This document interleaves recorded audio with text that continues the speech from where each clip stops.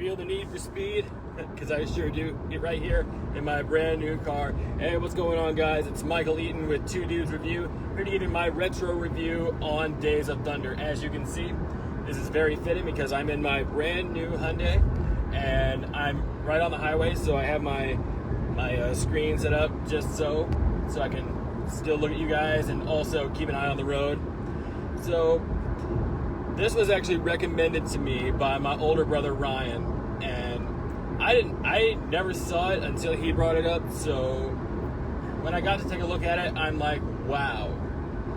I mean, first of all, before I go into what I thought of the film, just what I think of NASCAR in general.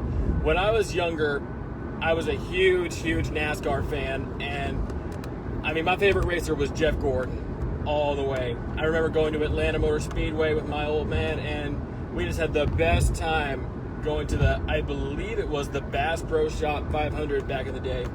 But then I sort of drifted out of liking NASCAR, especially when, the whole Bubba Wallace thing happened, and, just a lot of my favorites just started fading away into retirement. But anyway, that's what I think of NASCAR now. If you like it, great. I'm just not a fan anymore, especially after the whole Bubba Wallace thing. But on to what I think of this film.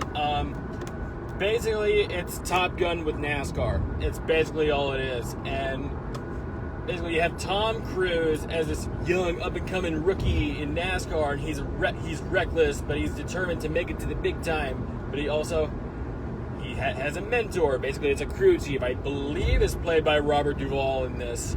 And he's basically teaching him the ways of how to be a really great racer and how he can win all the poles and basically win all the championships. But he also has a rival played by Carrie Elways, who's basically Iceman from Top Gun, played by Val Kilmer. And of course, they have the Kelly McGillis character, but this time it's Nicole Kidman. So basically, I mean, I know this film has a special place in people's hearts, but honestly, it's just Top Gun with NASCAR. That's all it is. And I mean, I'm not saying it's a bad movie. I'm just saying it's just copy and paste. I've seen this kind of thing before, but it has its fans. But would you consider me one of them?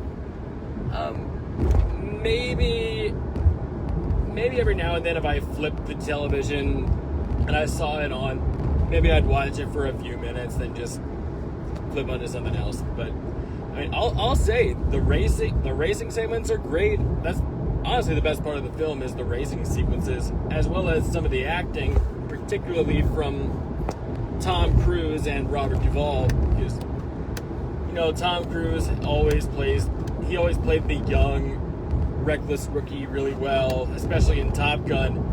And of course, Robert Duvall is always great. And of course, it has its fans, but I wouldn't consider myself a big fan of it. I mean, I've seen better NASCAR films. Honestly, I think Talladega Nights, The Ballad of Ricky Bobby, is a better NASCAR film than this. Mainly because I like satire, and Ricky Bobby is a great satire of NASCAR and sports movies. But overall, I wasn't a huge fan, but the racing sequences were good. So, anyway, guys, I want to thank you all so much for tuning in. I know the setting is different, but I thought, hell, I was out driving out and about. I just figured this would be a great fit for today's review. So, again, I want to thank you all so much for sticking with me and Zach, and also just letting you guys know, in the days to come, me and him will be back together in the same room at the same time to bring you our thoughts on Daphne and Velma, which is a film that I have not seen, but I know Watson has seen, and from what I've heard, it's going to be one heck of a trip. So, until next time, guys, I'm Michael Eaton of Two Dudes Review. Have a good day.